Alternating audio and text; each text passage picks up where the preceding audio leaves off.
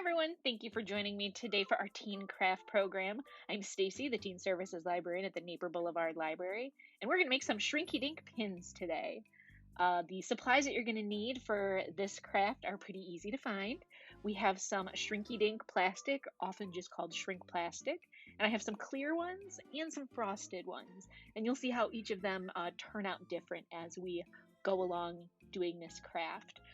You can use templates. I've provided some in the kits if you were able to pick them up, or you could just draw your own on a clear sheet of paper. And along with those, we have some pin backs. These are just plain flat butterfly pin backs that I purchased off the internet. We have some included in the kits, but they're pretty easy to find anywhere. Clear Scotch tape. You're going to need a cutting utensil. I will be using scissors, but if you have some really intricate stuff, you can also use an x-acto knife carefully. And then to glue our pin backs, we're going to use a glue gun like this. And then, most importantly, what we're going to color with. We are going to use permanent markers for these crafts. I have these new brand of Crayola permanent markers, but you can also use Sharpie permanent markers as well. We'll have some more things that we'll need when it comes time to baking, including a cookie sheet, some parchment paper, and other things.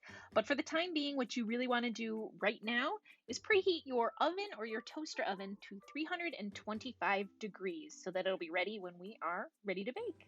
So let's go ahead and clear off our workstation here, and we are just going to use some of these templates that I have. I'm going to do this cute little mitten here, and we're just going to cut it out around the printout like so, and there you see. And then I think I will go for another one of these more intricate ones. Let's do this heart here. I like this heart. It's kind of mandala-esque with all the little areas to color. So let's cut this one out here. And there we go. And what we're going to do is I'm going to tape these onto our plastic sheets so that they don't move around. Once again, you could draw your own shape and use just a plain sheet of white paper like I have right here. But if you're not feeling super artistic, you can find all sorts of cool stencils on the internet. So we're just going to tape it to the back side of one of our plastic sheets. And we'll do the heart in the clear, and I'm going to do the mitten in the frosted here. And I'm going to put the shiny side up and do my outline there, and then I'll end up coloring on the back side of this one. So let's just here, and you can trim off the excess plastic before you get coloring, so that way it's not in your way and you can save more for more Shrinky Dink pins. So now we are ready for our first step, and that is going to be doing our outlines.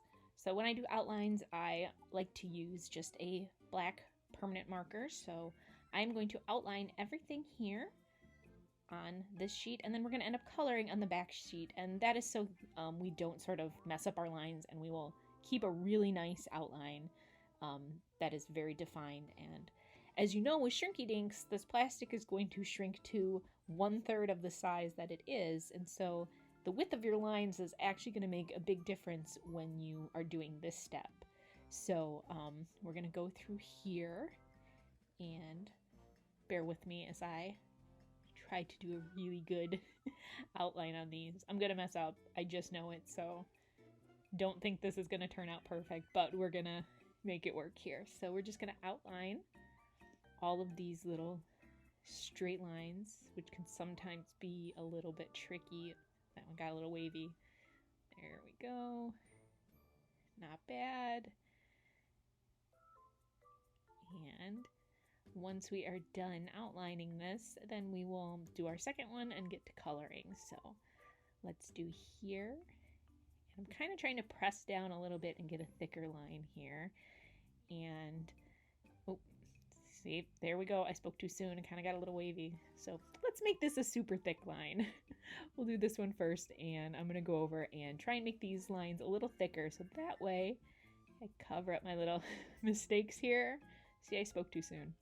And then we can also see what it looks like when it shrinks up. I'm just going to keep on making these lines thicker and thicker, but it's good because you'll be able to see what it looks like once we're done and shrunk into 1/3 of their size. So we will just double up on these lines here, and then we can see what they'll look like when they are shrunk up.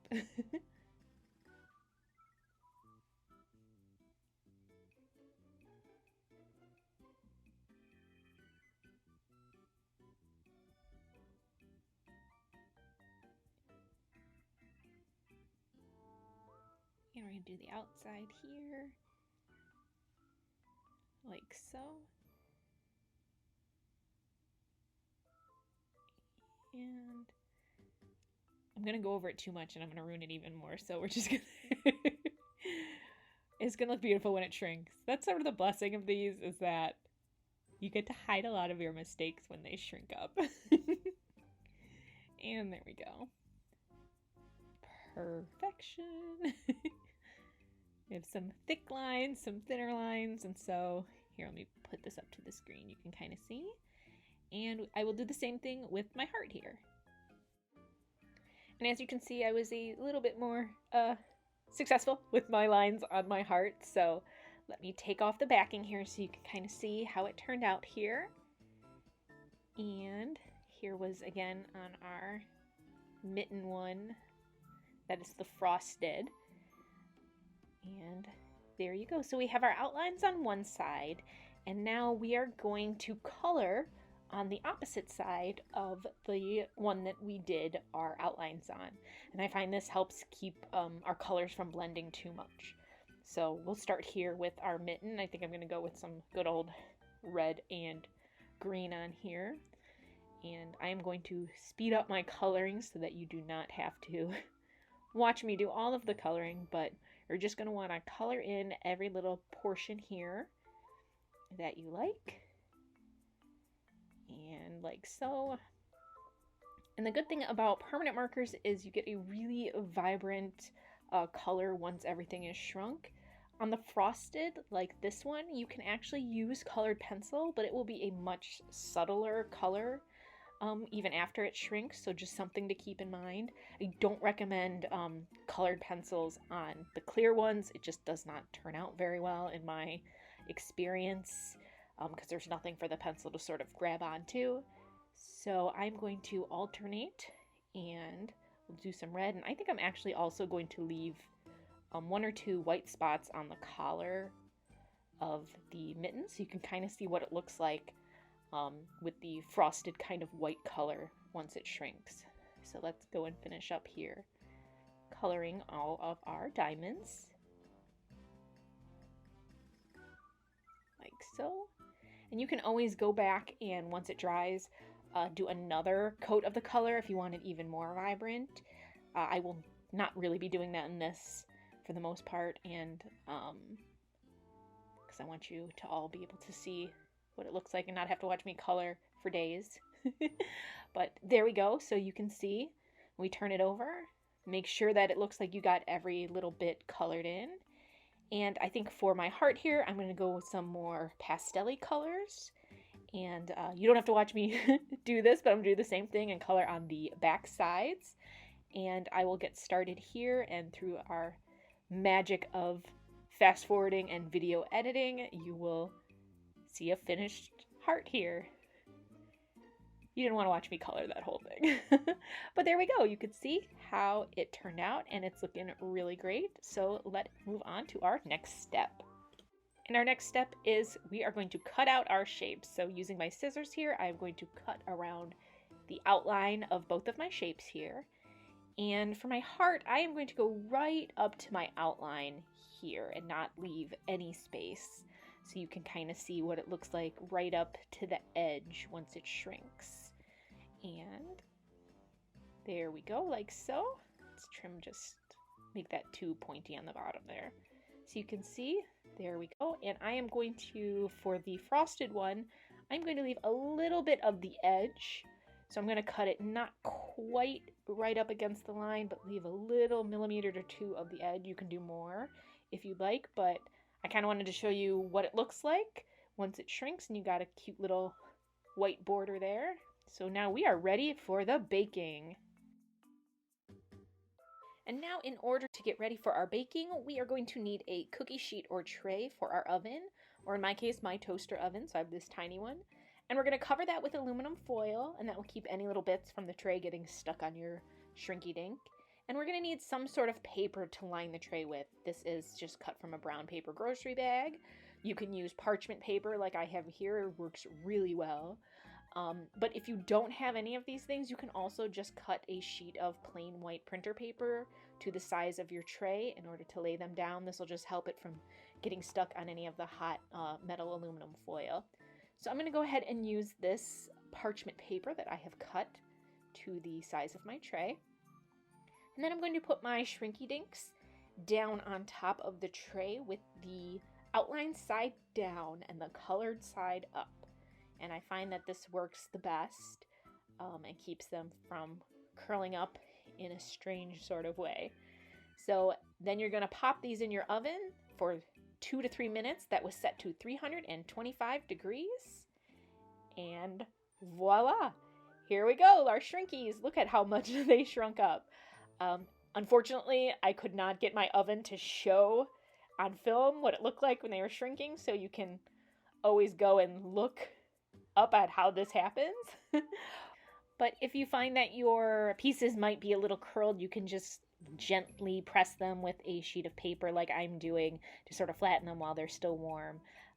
But be careful because they will be a little warm, and you're going to want to let them cool for a few minutes before we play with them fully. So as you can see, these have been cooling for a little bit, and I'm going to show you what they look like. Let me bring them up to the camera as much as I can. That was our clear one, and our little frosted one here. You can see the one side is all nice and shiny, and then the matte side with the frosted like that. But you can see how you can really see our outlines a lot more defined than on this one where I didn't go over it multiple times, but they turned out really great. And now once they are completely cooled, we are going to go ahead and do our finishing steps here, which will be to glue on our pin backs.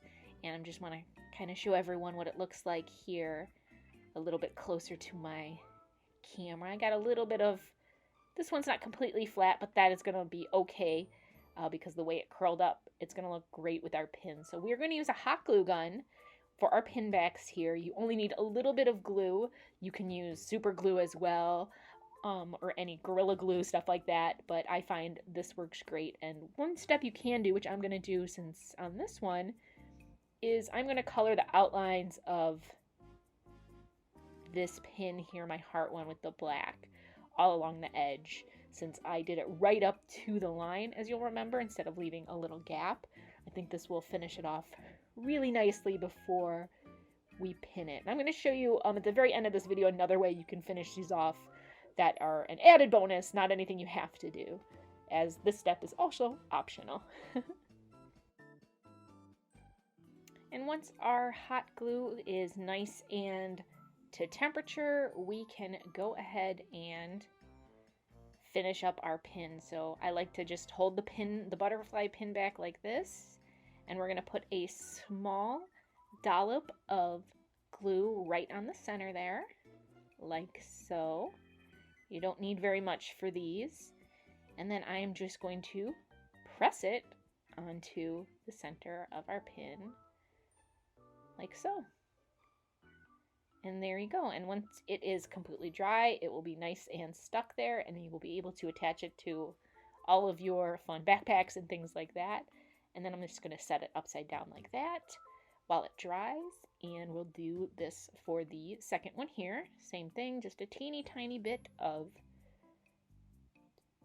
glue, and there we go. Easy peasy. These are really fun to give as gifts, and they're personalized and really unique. And once they are dry, you can see, like so, it comes on and off perfectly. So I'm going to show you one more finishing step if you would like, that kind of can bring these to the next level. And we are going to use some of this Mod Podge dimensional magic that will give it sort of a bubbled feature that makes it almost look like it is sort of enameled. And how I like to do this is I'm going to take this pin and pop it into the back of a paper plate like so, and that keeps it stabilized. And then the way this stuff works, it's really great.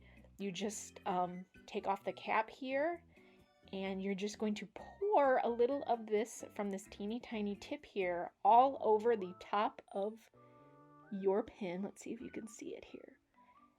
And then you're going to let it dry for at least 3 hours, and it is going to dry completely clear. And it's going to kind of make a neat bubble effect so that instead of being a flat pin, it has sort of a top to it. So you can see how I covered that. And like I said, you're going to let this dry for at least 3 hours. And I'm going to go ahead and leave this one as it is, and we will be back in 3 hours to see what it looks like when it is all completely dry. And as you can see, it's been 3 hours later, and our Mod Podge is completely clear. So you can see all the detail in the little mandala effect heart, and I think it looks really neat. Sort of has a little bit of sheen and a little bubble at the top, but I still like the other one that we didn't do anything fancy to the top. You can also always brush it with just plain old, plain old Mod Podge, but it's just a nice way to finish these really cute pins that I'm going to be giving a few as holiday gifts this year. And I like to show off how they started and how we ended here and shrunk down. So thanks everyone for joining us, and I will see you next time.